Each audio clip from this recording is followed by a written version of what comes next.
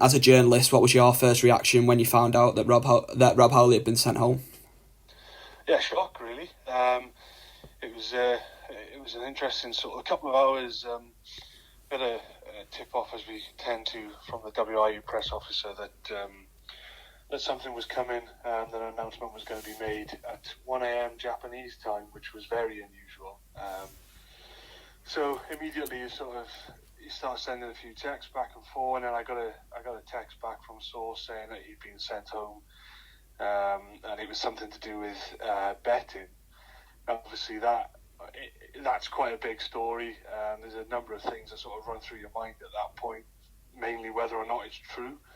There are some stories that you're willing to run with one source, but that a story of that magnitude is not really, you can't run it unless you've got more than one source on it, because it's such a big news. It was a story that is quite hard to believe. I mean, it's quite literally unbelievable. So yeah, I guess the first thing was shock, and then just try and go about standing it up, basically. Yeah. So obviously coming off that, so when you came to cover the story, was there anything in particular which you had to take into consideration in terms of what you could or could not put in there? Yeah, there was quite a lot. So the first thing you try and do is strip it all the way back down to what the facts are, what you actually know.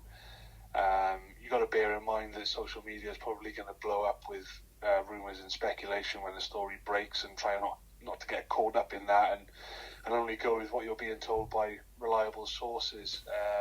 Obviously, there are legal implications, massive legal implications, in getting a story like that wrong. So you need to be, like I said earlier, getting at least 2 or 3 sources on a story of that size, or an official comment from the Welsh Rugby Union. So there are a number of things, like I said, just making sure you stick to what you've been told by sources or by the WRU, not getting caught up in the sort of rumour and speculation. Even if another newspaper is saying something different, you've got to back your sources and back what you know. Because you don't know where they've got that story or what that line from. So, with the way things are these days with the internet and that, there's always a race to be first on things like this. But it's a bit like we saw actually recently, yesterday with a lot of journalists tweeting about that the Labour activists and clipping that Tory, and it turned out then that wasn't true. So they've all run a story, based on possibly one source, and I think that's a lesson for everyone, really. I've got no strong political allegiances. I'm just bringing this up because I think it's a great example of, you've got to, if you get something, there is naturally everybody wants to be first with it, but you've got to make sure everything's right.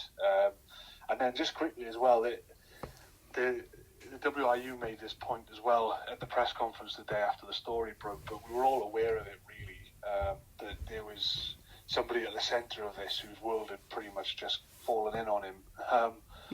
His entire career was going to be tarnished by the allegations that were being made against him, and that's a lot to take. So, I think we were all conscious of being responsible in the way that we commented on this, the story, and how we reported on it, because you don't want to sort of add it.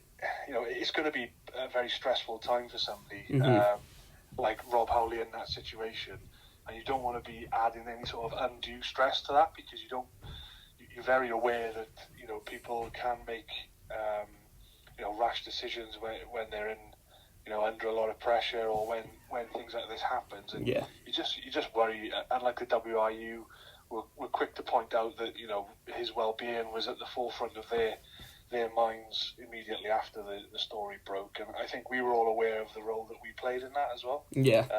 Without letting it compromise your sort of journalistic integrity, you've got to also be responsible and aware that somebody is at the middle of this. There are human beings involved, and just be responsible.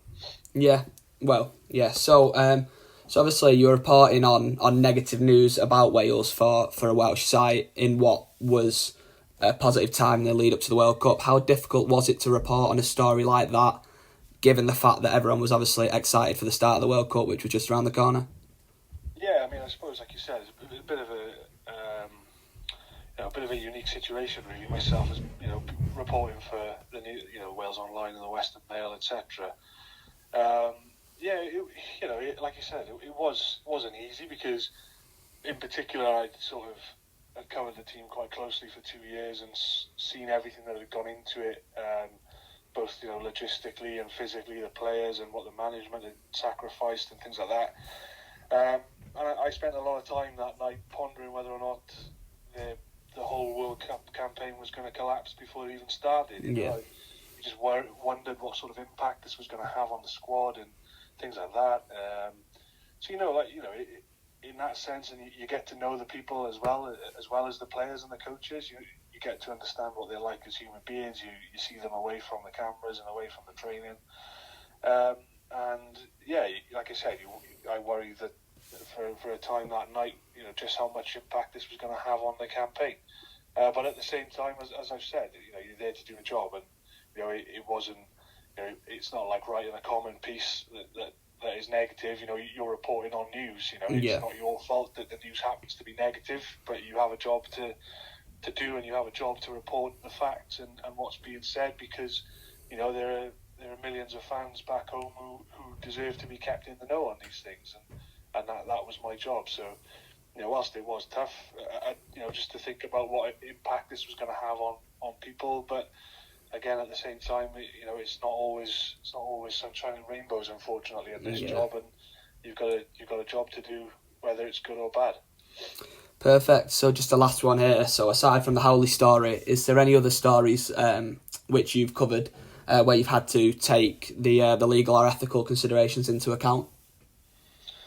Well, actually, yeah, the Alan Clark stuff recently with the Ospreys has been a bit interesting because it's been very cloak and dagger. It's been kept very secret.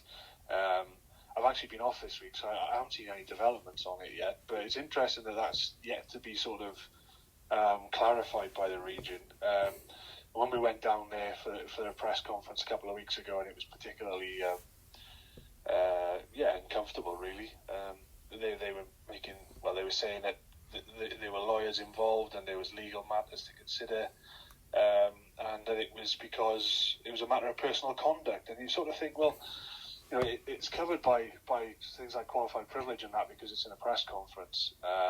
But it's certainly something that I sort of thought about for a while, and how to report on it, because again, it's one of those where you hear a lot of rumours, you hear a lot of speculation, but ultimately you've got to stick to what's being said on the record, things that you can prove. So that was an interesting one.